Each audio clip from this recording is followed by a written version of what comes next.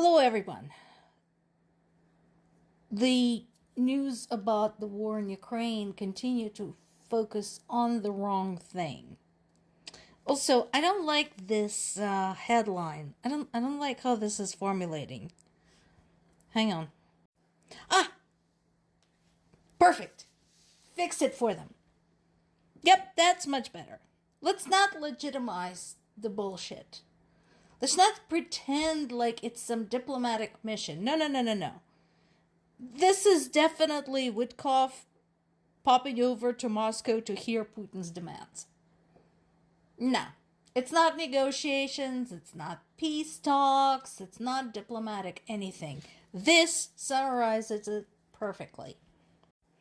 As predicted, Putin had rejected Europe's suggestions for the plan.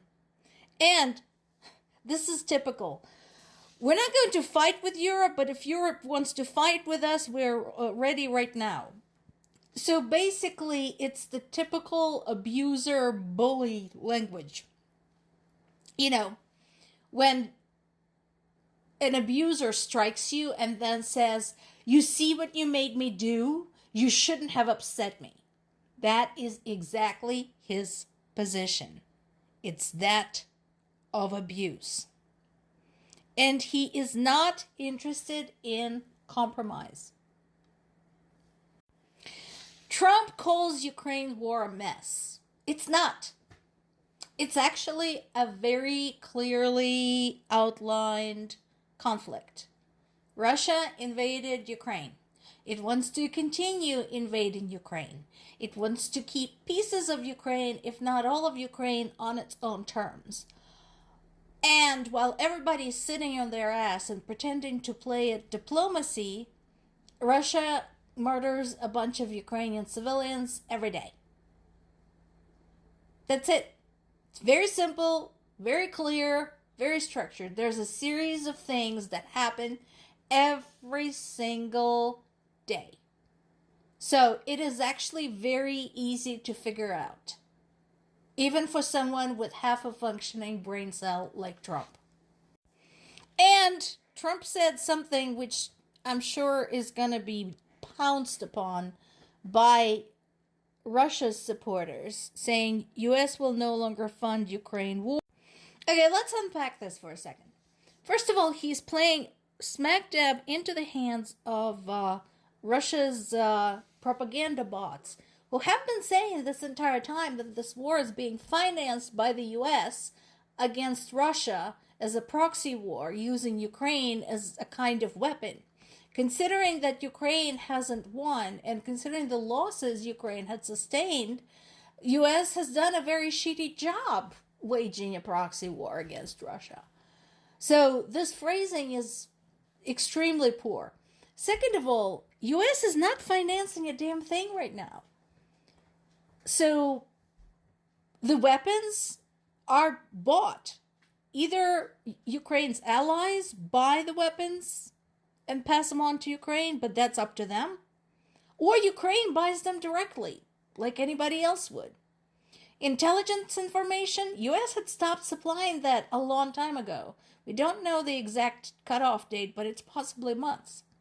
And since US under Trump had proven to be such a shitty ally, it was no point bickering and wasting time, so Ukraine just teamed up with the UK and France to get the information. It's not as good, but good enough.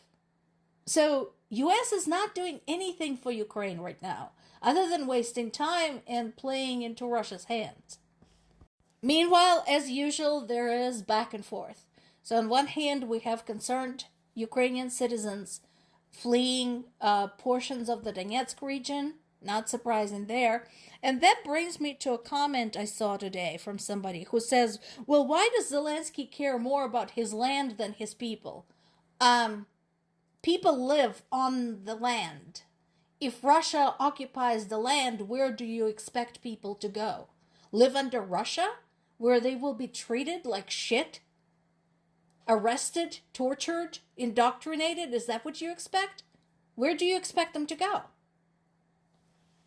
But we have seen some improvement in Kupiansk. So That's something. And again, I'll take it. Small victories, I'll take it. Small progress, I'll take it. There are two excellent articles on Kyiv Independent website I want everybody to read. Again, to bring the focus where it should be. That's why I said that the media is focusing on the wrong thing. One is why Ukraine peace deal cannot include amnesty for Russia's war crime. And it's a great article overall, but it also brings up a very good point. That the fact that we are even discussing this is unconscionable. As of November of this year, Ukraine's Prosecutor General's office recorded 190,000 facts related to war crimes committed by Russia since the start of the full-scale invasion. And you want to just let them get away with that? Not only would this be in violation of the international law, but there is no known precedent of full amnesty being applied at the international level when a nation has committed war crimes on that scale.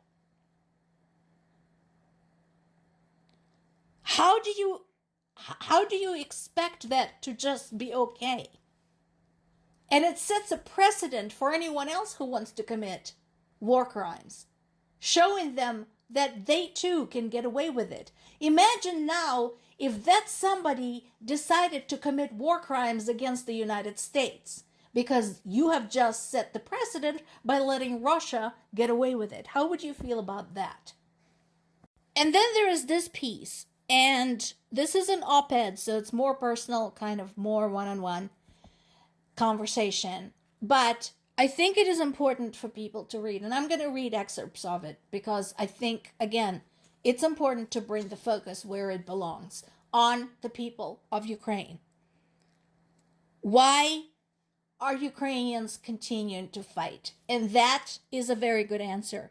We're fighting to avoid becoming a Ukrainian shell of a Russian entity. You know why? Because we have been there before. Ukraine has been there before. And in 1991, people said, no, we are done. And the author knows what they're talking about. Their home has been struck. Their friends' homes have been struck. He knows. He understands what it's like to sit there and listen. The address by the president of his nation saying, folks, we are facing an impossible choice. What are we going to do? And here's his answer. What are Ukrainians fighting for? For no one to dig their own graves at Russian gunpoint. For no one to be shot dead for carrying a Ukrainian passport. For no children to be killed by Russian drones, aerial bombs, and missiles at playgrounds, hospitals, and at home in their cots. For no child to be indoctrinated and forced to fight against their own people. For no one to endure Russian torture chambers. For no one to be killed for being Ukrainian.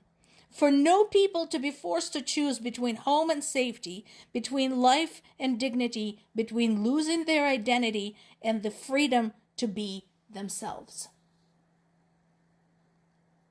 Yes, that's why Ukraine continues to fight. More to come.